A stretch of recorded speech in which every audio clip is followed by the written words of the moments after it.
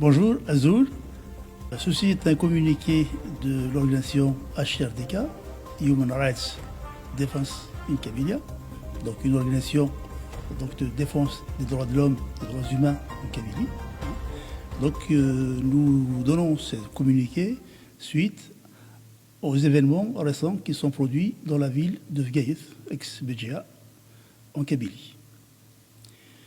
Les services de répression du régime algérien ont procédé début juillet à une rafle de militants kabyles dans la ville de Vgaïth, donc anciennement Béjaïa, et sa région, en usant de méthodes brutales caractéristiques des forces d'occupation coloniale.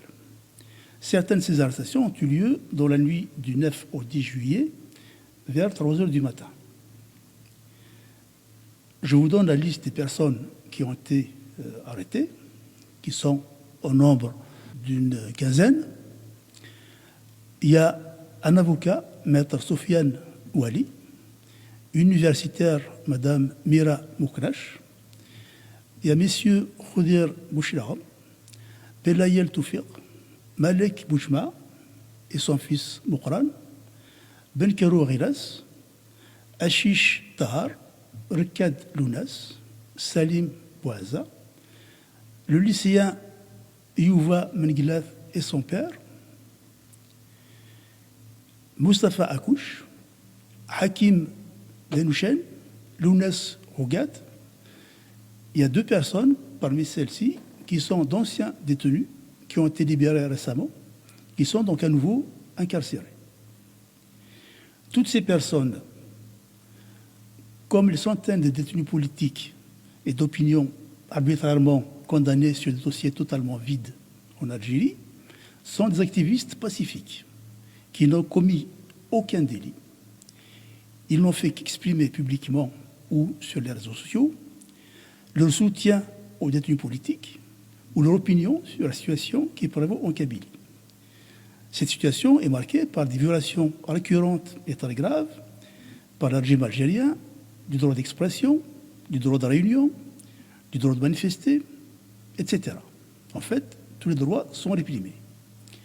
Même le recueillement sur la tombe d'une personnalité, en l'occurrence le chantre de la jeunesse kabyle, Lounès Matoub, ce recueillement a été criminalisé et les personnes qui ont procédé à cette manifestation de recueillement ont été arrêtées. Le droit de la défense est totalement réprimé en Algérie.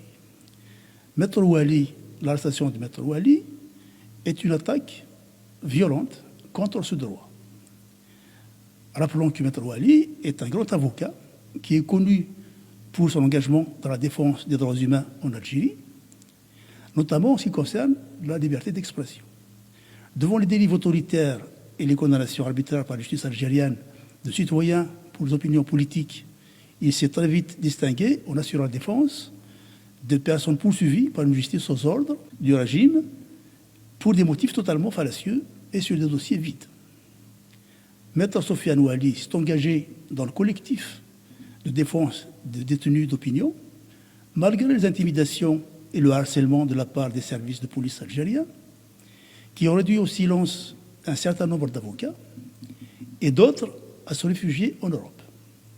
Maître Ouali continue d'exercer son noble métier avec courage et dérange beaucoup les pratiques autoritaires du régime algérien. Par ailleurs, d'autres avocats ont été aussi harcelés, notamment Maître Omar Boussad, qui est membre du collectif de défense des détenus d'opinion, qui a été condamné par le tribunal d'Oran, et Maître Toufiq Belala, qui est harcelé par la gendarmerie de Bermondares, dans la région d'Alger. Les perquisitions qui ont suivi ces arrestations se sont déroulées avec une très grande violence. Elles sont systématiquement faites donc, par des escouades de gendarmes et de policiers qui usent d'une brutalité totalement injustifiée.